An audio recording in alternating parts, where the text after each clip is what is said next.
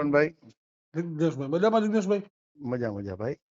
જિગ્નેશભાઈ, આ બીજી નોટિસો પોરબંદર ચેરિટીમાંથી આવી છે, એની હકીકત શું છે? ખબર નહીં, 17મી તારીખે રૂબરૂ જઈ અને જાણી લે એટલે ખ્યાલ આવે ભાઈ. એમાં કઈક બાંધકામના વિષય લખ્યા છે ને એવું બધું છે, એટલે ખબર નહીં ભાઈ, જાણી લે 17મી તારીખે જાય એટલે ખ્યાલ આવે ભાઈ.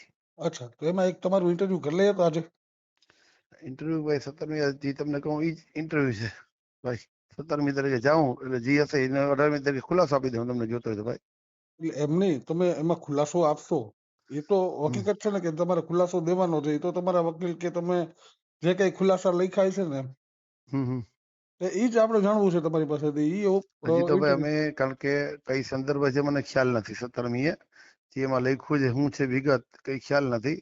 જોઈ લે 17મી તારીખે ઇન્સ્પેક્ટર જે પૂછે એ પ્રમાણે જે હશે એ તમને જણાવી દઉં ભાઈ.